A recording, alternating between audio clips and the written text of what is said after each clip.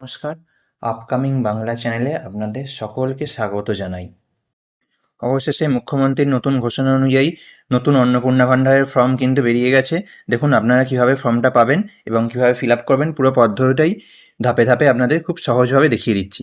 দেখুন, প্রথমেই গুগলে গিয়ে অন্নপূর্ণা যোজনা পোর্টাল লিখে সার্চ করবেন এবং প্রথমেই যে ওয়েবসাইটটা আসবে সোশ্যাল সিকিউরিটি wb.government.in, এই যে ওয়েবসাইটটা আসবে এই ওয়েবসাইটটাতেই কিন্তু ক্লিক করবেন। এরপরে একটা ওয়েবসাইট আসছে দেখুন, যে অন্নপূর্ণা ভাণ্ডার wb.com, এটাই কিন্তু ক্লিক করবেন না। প্রথমের যে ওয়েবসাইটটা এটাই কিন্তু সরকারি ওয়েবসাইট, এই ওয়েবসাইটটা আমরা ক্লিক করে খুলে নিচ্ছি। দেখুন একদম মোবাইলে কিভাবে ফিল আপ করবেন সেই পদ্ধতি আমি আপনাদের দেখাচ্ছি। দেখুন অন্নপূর্ণা পোর্টাল যোজনা, তারপরে ট্যাগ অ্যাপ্লিকেশন স্ট্যাটাস, তারপরে এই যে ডাউনলোড অন্নপূর্ণা যোজনা ফর্ম, এটা কিন্তু ইংলিশে আছে। তারপরে একটা দেখুন অন্নপূর্ণা যোজনা ফর্ম বাংলা, এবং তারপরে অন্নপূর্ণা যোজনা ফর্ম ডাউনলোড করে এটা হিন্দিতে আছে। তো আমি বাংলার ফর্মটা ডাউনলোড করে আপনাদের স্টেপ বাই স্টেপ কীভাবে ফর্মটা ফিল আপ করবেন সেটা দেখিয়ে দিচ্ছি। দেখুন এখানে অন্নপূর্ণা যোজনা ফর্ম বাংলায় ক্লিক করবেন। ক্লিক করার পরে আপনাকে ডাউনলোড অপশান দেবে, ডাউনলোড করার পরেই ওপেন অপশানটা পাবেন, এখানে ওপেন করে নেবেন ফর্মটা। এটা দেখুন, এটা কিন্তু অফলাইন ফর্ম আমি দেখাচ্ছি, অনলাইন কীভাবে প্রসেসটা সেটাও আমি পরে বলছি। অফলাইন এই ফর্মটা ফিল আপ করে কোথায় জমা দিতে হবে সেটাও আপনাকে ভিডিওর মাঝখানেই আমি বলে দেবো। দেখুন প্রথমেই আপনাকে দিতে হবে পরিবারের নাম, পুরো নামটা লিখবেন, পরিবারের প্রধানের নাম লিখবেন, পুরো নামটা লিখবেন এবং আধার কার্ড অনুযায়ী নামটা যেন ম্যাচ করে সেটা অবশ্যই দেখবেন। তার জন্ম তারিখ দিতে হবে, দিন মাস বছর এইভাবে দিতে হবে, এবং পরিবারের প্রধানের লিঙ্গ পুরুষ না মহিলা না অন্যান্য যেটা হবে সেটাতে কিন্তু টিক দেবেন, যেটা হবে সেটাতে টিক দেবেন।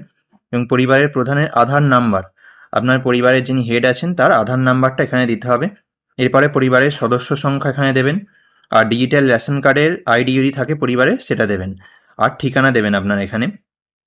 এরপরে কিন্তু আমি ফর্মটার পরবর্তী পর্যায়ে চলে যাচ্ছি।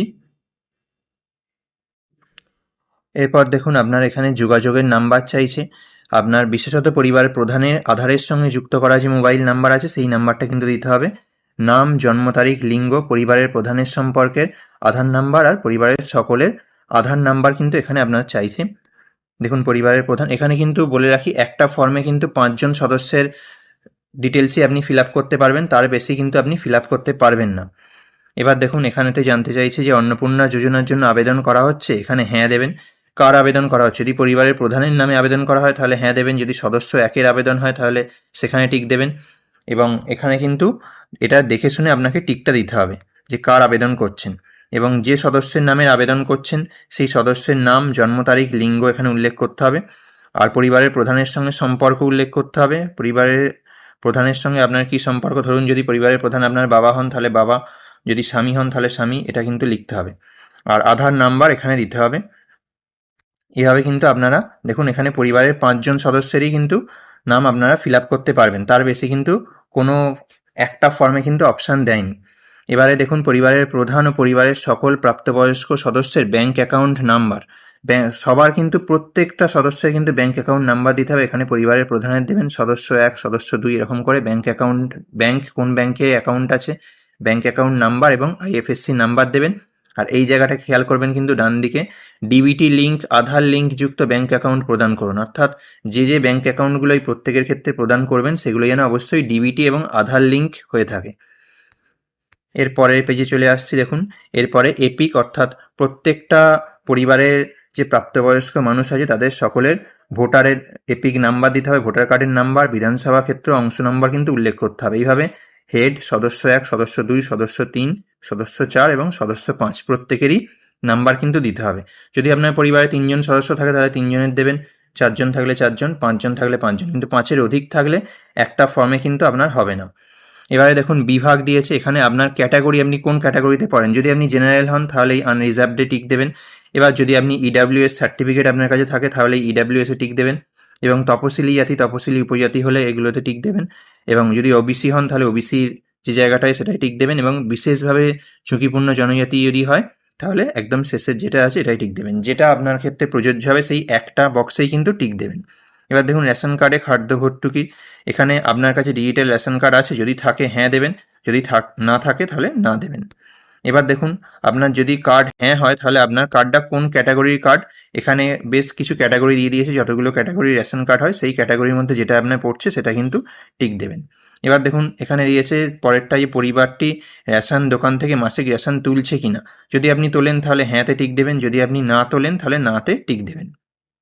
এবার দেখুন সম্পদ, এখানে জানতে চাইছি বাড়ির ধরন, আপনার বাড়িতে কি 3 বা তার বেশি পাকা ঘর আছে, যদি হ্যাঁ হয় তাহলে হ্যাঁতে টিক দেবেন, আর যদি 3 বা তার বেশি পাকা ঘর না থাকে তাহলে নাতে টিক দেবেন। এবার দেখুন পরিবারের জমির মালিকানা জানতে চাইছে, যে আপনার পরিবারের নামে কি, কারোর নামে কি কোনো জমি আছে নিজের মালিকানায়, তাহলে হ্যাঁ দেবেন, আর যদি কোনো জমি না থাকে, ধরুন আপনি ভাড়া বাড়িতে থাকেন, তাহলে না দেবেন। এবার দেখুন পরিবারের সকলের মোট জমির পরিমাণ, পরিবারের যতজন আছে প্রত্যেকের নামে যত জমি আছে সেগুলো যোগ করে কত শতক হচ্ছে সেটা কিন্তু এই জায়গাটায় আপনাকে বসাতে হবে। এবার দেখুন যানবাহন জানতে চাইছে, যে আপনার পরিবারের কোনো সদস্যের অবাণিজ্যিক মোটর চালিত 4 চাকার গাড়ি আছে কিনা, অর্থাৎ যদি প্রাইভেট 4 হুইলার থাকে তাহলে হ্যাঁ দেবেন, আর যদি না থাকে তাহলে না দেবেন। আর যদি হ্যাঁ দেন তাহলে গাড়ির সংখ্যা উল্লেখ করুন, যে কতগুলো গাড়ি আছে, গাড়ির রেজিস্ট্রেশন নাম্বার এখানে কিন্তু উল্লেখ করতে হবে। এখানে কিন্তু বলেই দিচ্ছে, দেখুন গাড়ি, জিপ, ট্রাক্টর অন্তর্ভুক্ত করুন, যদি হ্যাঁ হয় তাহলে লিখুন এখানে। এবার দেখুন পরিবারের সদস্যের স্বাস্থ্য বিমা, আপনার পরিবারের সদস্যের স্বাস্থ্য বিমা কারোর আছে না নেই সেটা এখানে জানতে চাইছে। যদি কারোর স্বাস্থ্য বিমা না থাকে তাহলে না দিন, আর যদি স্বাস্থ্য বিমা থাকে তাহলে হ্যাঁ দিন। দিয়ে এবারে দেখুন হেড যে আছে পরিবার, তার কি স্বাস্থ্য বিমা আছে, সরকারি স্বাস্থ্য বিমা থাকলে সরকারিতে টিক দিন, বেসরকারি থাকলে বেসরকারিতে টিক দিন। কত টাকার প্রিমিয়াম পড়ছে সেই, বা কত টাকার সাম অ্যাসিওর্ড আছে, মানে টোটাল কত টাকার আপনার স্বাস্থ্য বিমা আছে সেটা এখানে লিখুন, এবং প্রিমিয়ামের বিবরণটা তার নিচে এই জায়গাটায় লিখতে হবে। এইভাবে সদস্য 1, 2, 3, 4, 5 প্রত্যেকেরই কিন্তু লিখতে হবে যতজন সদস্য আছে। এবারে দেখুন আয় পেশা, আয় পেশাতে আপনি যাবেন, এইখানে দেখবেন প্রথমেই জানতে চাইছে কোনো সদস্য কি আয়কর বা পেশাগত কর প্রদান করেন, অর্থাৎ প্রফেশনাল ট্যাক্স এরকম কি কোনো প্রদান করেন, যদি হ্যাঁ হয় হ্যাঁতে দেবেন, আর যদি না হয় নাতে টিক দেবেন। তাহলে পরিবারের সদস্যের প্যান কার্ড যদি থাকে 2 নম্বরে জানতে চাইছে, যদি হ্যাঁ হয় হ্যাঁতে টিক দেবেন, আর যদি না হয় তাহলে নাতে টিক দেবেন। এবং পরিবারের প্রধানের নাম, প্যান নাম্বার, পরিবারের প্রত্যেকটা সদস্যের নাম এবং তাদের প্যান নাম্বারটা উল্লেখ করবেন। এরপর দেখুন কর্মসংস্থানের ধরন জানতে চাইছে, কারণ এক্ষেত্রে একটা শর্ত দিয়েছে জানেন, যে সরকারি কর্মচারী হলে তার পরিবারের কেউ কিন্তু এই অন্নপূর্ণা ভাণ্ডার যোজনায় টাকা পাবে না। তাই এখানে পরিবারের প্রধান কি করে, সরকারি ক্ষেত্রে আছে না বেসরকারি ক্ষেত্রে আছে, না সংগঠিত ক্ষেত্র, আংশিক সময়ে কর্মরত, অসংগঠিত ক্ষেত্র, পরিযায়ী শ্রমিক, বেকার, অন্যান্য এইসব জানতে চাইছে। এগুলো যেটা আপনার ক্ষেত্রে প্রযোজ্য হবে সেক্ষেত্রে টিক দেবেন, এবং প্রত্যেকটা সদস্যের ক্ষেত্রেও যার যেটা প্রযোজ্য হবে সেই ক্ষেত্রে কিন্তু আপনি টিক দিয়ে নেবেন। এরপরে দেখুন পরিবারের শিক্ষিত প্রাপ্তবয়স্কদের সংখ্যা এবং পরিবারের অশিক্ষিত প্রাপ্তবয়স্কদের সংখ্যা এখানে জানতে চাইছে। আপনার পরিবারে শিক্ষিত কজন আছে, অশিক্ষিত কজন আছে এখানে দেবেন। পরিবারের প্রধান কি শিক্ষিত না অশিক্ষিত সেটা এখানে দিতে হবে, টিক দিতে হবে, এবং সর্বোচ্চ শিক্ষাগত যোগ্যতা এই জায়গায় লিখতে হবে। প্রত্যেকটা সদস্যের ক্ষেত্রে ওই সেম জিনিসই করতে হবে। এখানে দেখুন বলে দিয়েছে পরিবারের সকল শিক্ষিত প্রাপ্তবয়স্ক সদস্যে সর্বোচ্চ শিক্ষাগত যোগ্যতা প্রদান করুন, অর্থাৎ যদি আপনার বাড়ির যে হেড আছে বা আপনার ফ্যামিলি মেম্বার বা আপনার ক্ষেত্রে সর্বোচ্চ এটা আপনি অ্যাচিভ করেছেন শিক্ষাগত যোগ্যতা, সেটাই দেবেন কিন্তু।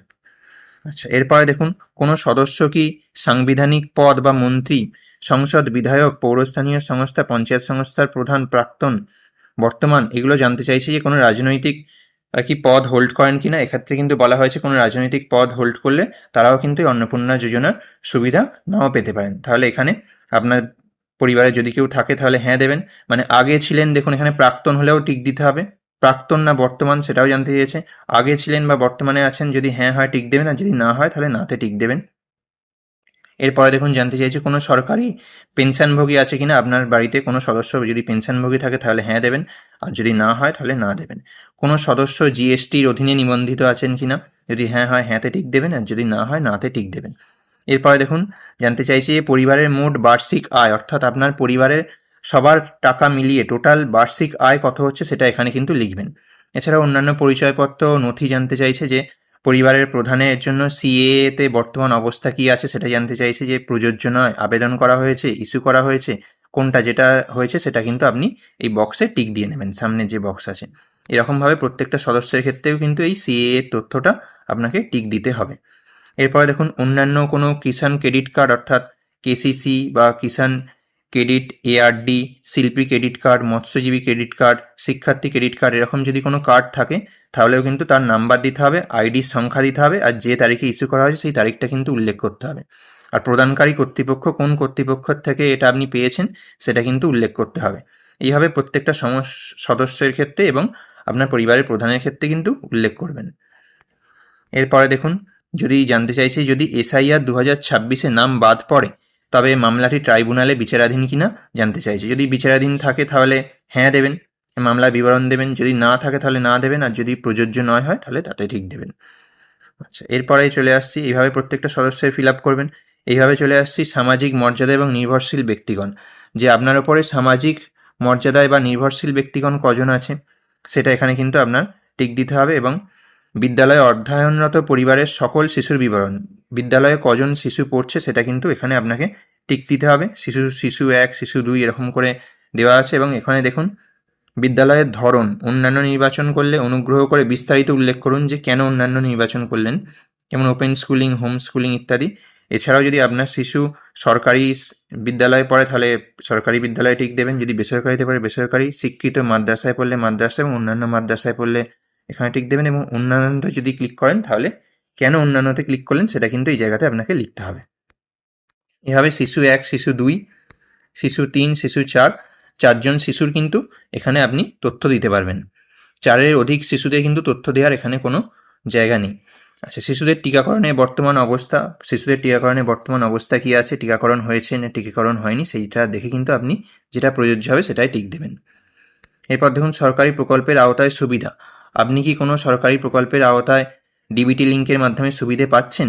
তাহলে যদি হ্যাঁ হয় তাহলে হ্যাঁ দেবেন, যদি না হয় তাহলে না দেবেন। আর যদি হ্যাঁ হয় তাহলে কটা প্রকল্পের সুবিধা পাচ্ছেন সেই প্রকল্পগুলোর নাম কিন্তু এখানে উল্লেখ করতে হবে। এভাবে প্রত্যেকটা সদস্য, কোন সদস্য কি সরকারি সুবিধা পাচ্ছে সেটা কিন্তু এখানে উল্লেখ করতে হবে। এরপরে দেখুন, বাদ দেওয়া যদি হয় সেটারও কিন্তু বক্স রাখা হয়েছে, অফিসার কর্তৃক এটা পূরণ হবে, যে কেন বাদ দেওয়া হলো সেটা কিন্তু এখানে উল্লেখ করতে হবে সেই অফিসারকে। এবারে দেখুন, ঘোষণা সম্মতিপত্র এখানে দেওয়া হয়েছে, যে আমি এই মর্মে ঘোষণা করছি উপরে প্রদত্ত সমস্ত তথ্য আমার জ্ঞান ও বিশ্বাস অনুযায়ী সত্য। এটা অ্যাকচুয়ালি ঘোষণাপত্র করিয়ে নেওয়া হচ্ছে যে এখানে যদি কোনো মিথ্যা তথ্য অথবা ভুল তথ্য দেন তাহলে কিন্তু আপনার এগেনস্টে যে ডিসিপ্লিনারি অ্যাকশন সেটা কিন্তু নেওয়া হবে। এবং এখানে আপনাকে সম্মততে টিক করে দিয়ে এখানে আপনার সাইনটা করতে হবে। এবং এই ফর্মটি এখানে দেখুন দিয়েই দিচ্ছে, এই ফর্মটি যাচাইয়ের যোগ্য। এই ফর্মটা ফিল আপ করে আপনি কোথায় জমা দেবেন? এবার এই ফর্মটা ফিল আপ করে আপনার যে সংশ্লিষ্ট বিডিও বা মিউনিসিপ্যালিটি আছে সেখানে দেখুন যে জমা নেওয়া হচ্ছে কিনা, না হলে পঞ্চায়েতেও কিন্তু জমা নেওয়া হতে পারে এই ফর্মটি। এবার দেখুন, এর পরের যে অংশটা আছে সেটা কিন্তু পুরোপুরি সরকারি, যেখানে আপনার ফর্মটা জমা দেবেন তাদের ব্যবহারের জন্য। এই জায়গাতে আপনার আর কিছু কিন্তু ফিল আপ করার নেই। এরপরে বলে দিই আপনি অনলাইন ফর্মটা কীভাবে ফিল আপ করবেন। দেখুন, এখানে সরকারি নোটিফিকেশানে অন্নপূর্ণা যোজনার প্রয়োজনীয় অংশটি আমি তুলে নিয়েছি। এখানে দেখুন অনলাইন ফর্ম ফিল আপের ব্যাপারটা বলা হয়েছে 4 নম্বর পয়েন্টে। 4 নম্বর পয়েন্টে বলা হচ্ছে যে ফর নিউ অ্যাপ্লিকেন্টস, অর্থাৎ যারা নতুন অ্যাপ্লিকেশন করবেন, এবং online application facility shall be launched in Annapurna Yojana portal with the effect of 1st June 2026, অর্থাৎ 1st জুন 2026 থেকেই কিন্তু অনলাইনে আপনি আপনার ফর্মটা ফিল আপ করতে পারবেন। তার আগে কিন্তু কোনোভাবেই আপনি অনলাইনে ফিল আপ করতে পারবেন না। আপনাকে যেভাবে অফলাইনে ফর্ম ফিল আপটা দেখালাম সেইভাবেই কিন্তু ফিল আপ করে আপনার সংশ্লিষ্ট যে দপ্তর বললাম সেই দপ্তরে গিয়ে কিন্তু আপনাকে জমা দিতে হবে। এবং অনলাইন ফর্মটা 1st জুন থেকে ফিল আপ শুরু হবে, সেটারও ফিল আপ ভিডিও আমি 1st জুনেই আপনাদেরকে দিয়ে দেবো। আপনারা চ্যানেলটা সাবস্ক্রাইব করে রাখুন ও এই ফর্ম ফিল আপের ভিডিওটা আপনাদের বন্ধুবান্ধব ও আত্মীয় স্বজনদের সঙ্গে শেয়ার করুন, যাতে তারাও এই ফর্ম ফিল আপটা নির্ভুলভাবে করতে পারে এবং প্রতি মাসে 3000 টাকা খুব সহজেই পায়। ধন্যবাদ, দেখা হচ্ছে পরের ভিডিওতে।